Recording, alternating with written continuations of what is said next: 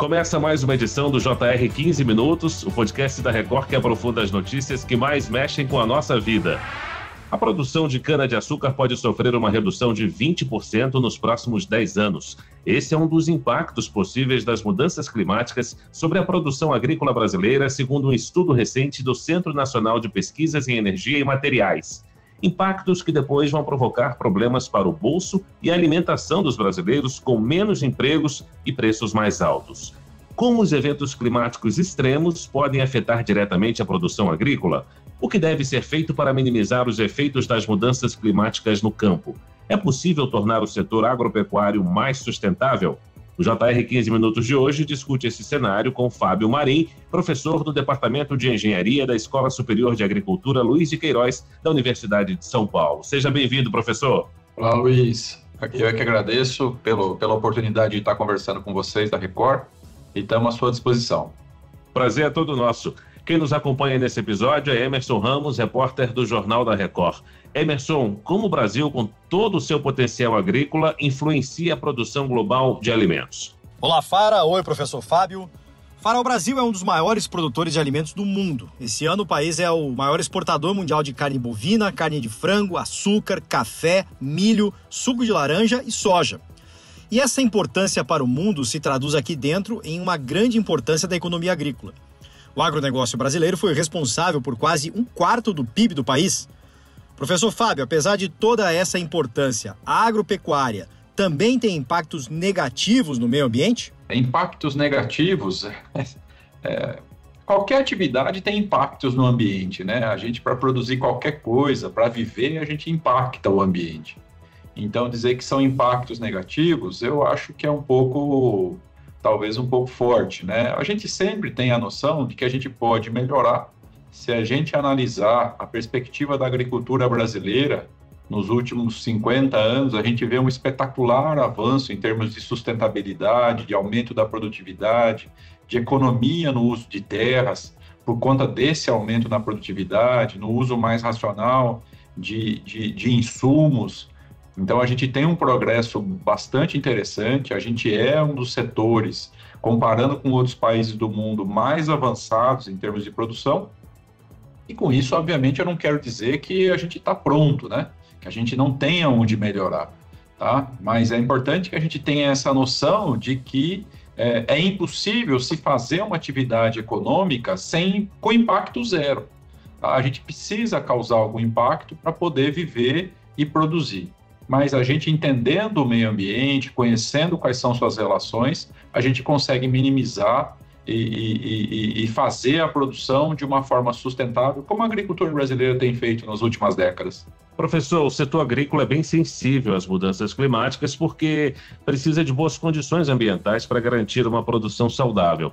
Quais outras culturas, além da cana-de-açúcar, também podem ser afetadas por esses eventos? Então, até nesse estudo sobre cana-de-açúcar, a gente tem muitas dúvidas, a gente ainda não teve chance de ler o artigo em profundidade, mas estudos que a gente já realizou aqui no passado, a gente tem um dos primeiros estudos publicados numa revista internacional, mapeando, a gente encontrou resultados bastante diferentes que esses colegas encontraram, inclusive possibilidade de aumento na produtividade da cana. Então, chama a atenção, eu acho que é super válido que esses novos estudos venham, né, para trazer aí esse debate, mas o que é importante é a gente entender que isso não é um ponto definido, não é um ponto que não haja dúvida sobre esse tipo de resultado. O aumento na temperatura e as modificações no regime de chuvas podem causar grandes perdas nas safras, colocando em risco a segurança alimentar do país? Eu acredito que sim, podem causar perdas, mas também podem causar ganhos. O que é importante que a gente tenha em mente é que essa variabilidade, especialmente da chuva, vai trazer benefícios também em algumas regiões e outras vão ser prejudicadas. A gente já tem estudos realizados aqui com a cultura do feijão, com a cultura da soja, com a cultura da cana, como eu acabei de mencionar, e temos outros estudantes aqui no nosso laboratório trabalhando com a cultura do arroz, a da cana-de-açúcar, como eu acabei de mencionar, a gente refazendo o estudo de cana-de-açúcar e entendendo que existe uma dinâmica né, na produção agrícola brasileira com essa mudança climática. Não quer dizer que a agricultura vai ser devastada, muito pelo contrário. Regiões vão ganhar, outras vão perder, mas a gente enxerga com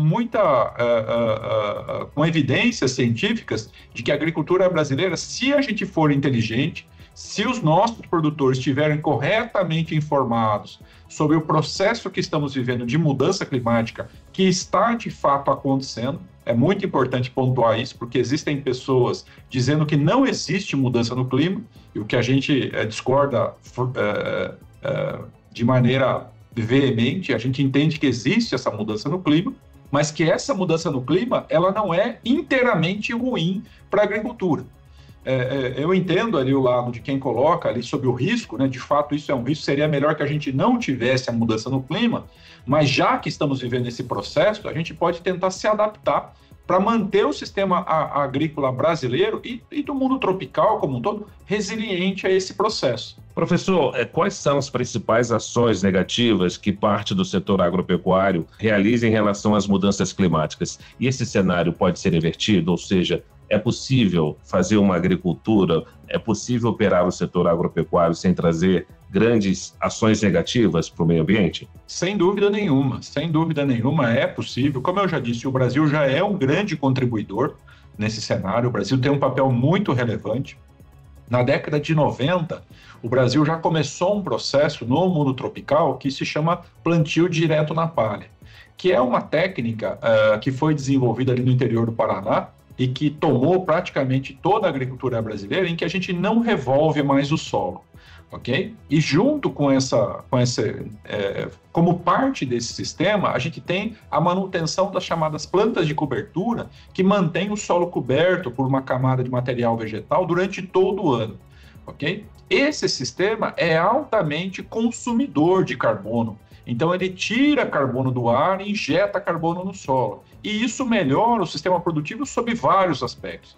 Do meu ponto de vista, que trabalho com o clima, um aspecto muito importante é que ele baixa a temperatura do sistema, e isso no mundo tropical, na região tropical do globo, é essencial, porque eu acho que ninguém que more em boa parte do Brasil, né, reclame que a gente tenha carência de temperatura, né? A gente tem excesso de temperatura por ter muita radiação solar. Então a gente, com esse sistema, abaixa a temperatura do sistema, com esse sistema de cultivo, como eu mencionei, e a gente também retém mais água no solo, ou seja, a gente fornece água por um período mais longo para as plantas e permite que elas consigam lidar com aqueles períodos em que a chuva não chega, que é, inclusive, uma das novidades que a mudança climática está nos trazendo.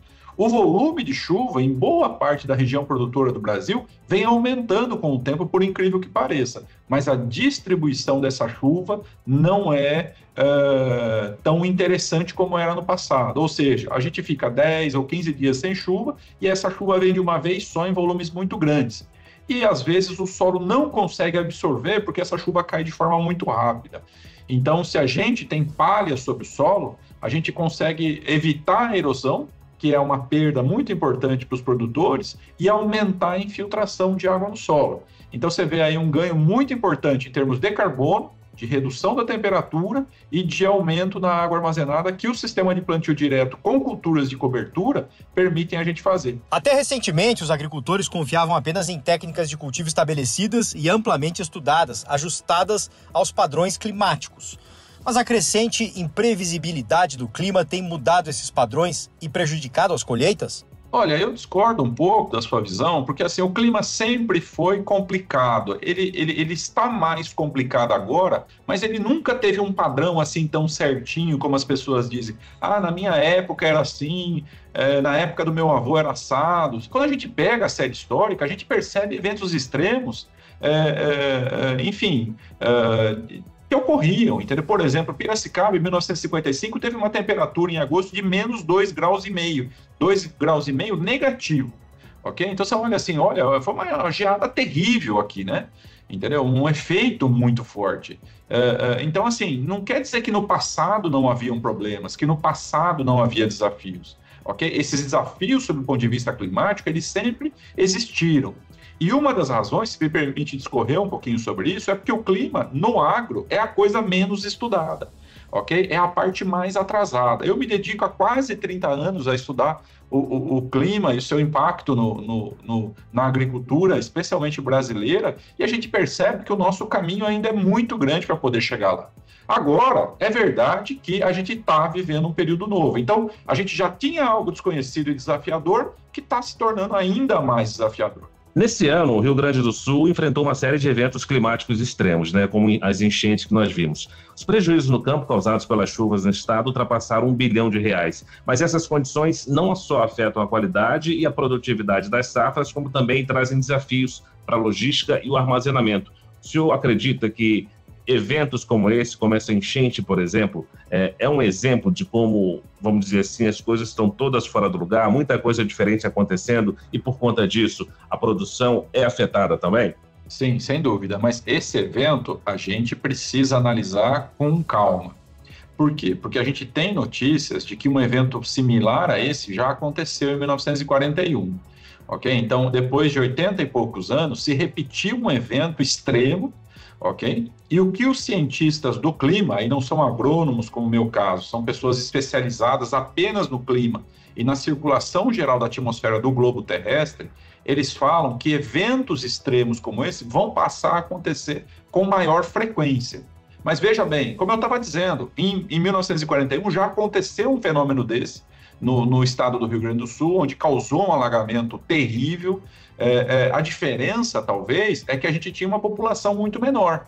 Então, o efeito, as notícias, a divulgação daquilo, a gente não sabe exatamente como foi. Agora, acontece um fenômeno como esse, a gente tem uma ampla divulgação, as pessoas se comovem, e eu acho que é com toda a justiça, né? É terrível. Agora, o que é importante para nós? Conseguir entender se esses fenômenos vão acontecer de maneira com maior frequência, ou seja, vão acontecer daqui a 80 anos de novo, ou daqui 10, 15, 20 anos a gente vai ter um fenômeno como esse. Se isso acontecer, a gente pode colocar sim na conta das mudanças climáticas. E o que a gente torce é que porque isso não aconteça. Como você falou, afeta o agro, mas afeta a cidade, afeta a população, causa até mortes, né? Enfim, afeta a logística, tem um drama muito grande. Professor Fábio, a degradação do solo pode exigir que o setor mude os locais onde planta alguns alimentos tradicionais em certas regiões. Essa expansão pode trazer problemas, como o aumento do desmatamento. Existem outras formas de promover uma transição agrícola? A gente mudar, vamos dizer, a chamada geografia agrícola não necessariamente implica em maior desmatamento. O que implica em maior desmatamento é manter a produtividade como ela está e a necessidade de aumentar a produção, ok? Então, é verdade, Emerson, essa sua colocação de que a geografia, as áreas de produção podem mudar no futuro, ok? Como eu disse, a gente vai ter regiões ganhando e regiões perdendo produtividade, essa é a hipótese mais plausível que a gente vê, ok? Fazer essa mudança custa caro, então não seria interessante para nós, apesar da possibilidade de continuar produzindo, trocar culturas de região não é uma coisa barata, tampouco é simples, sob vários aspectos, ok? Agora, as saídas do ponto de vista de desmatamento é a chamada intensificação agrícola sustentável, ok? Esse é o termo que na minha área a gente pesquisa muito essa possibilidade, que é a gente aumentar a produção de alimentos sem aumentar a área que está produzindo, mas sim aumentar a produtividade. O que já está sendo feito, o que já está sendo usado como técnicas no Brasil para tornar o setor mais sustentável? Como eu te disse, a gente tem muita tecnologia no campo, enfim, é um setor efervescente que tem muita coisa acontecendo ao mesmo tempo. E talvez, se eu pudesse dar um nome numa tecnologia, ou talvez numa concepção, a gente vê crescer bastante a chamada agricultura regenerativa, né?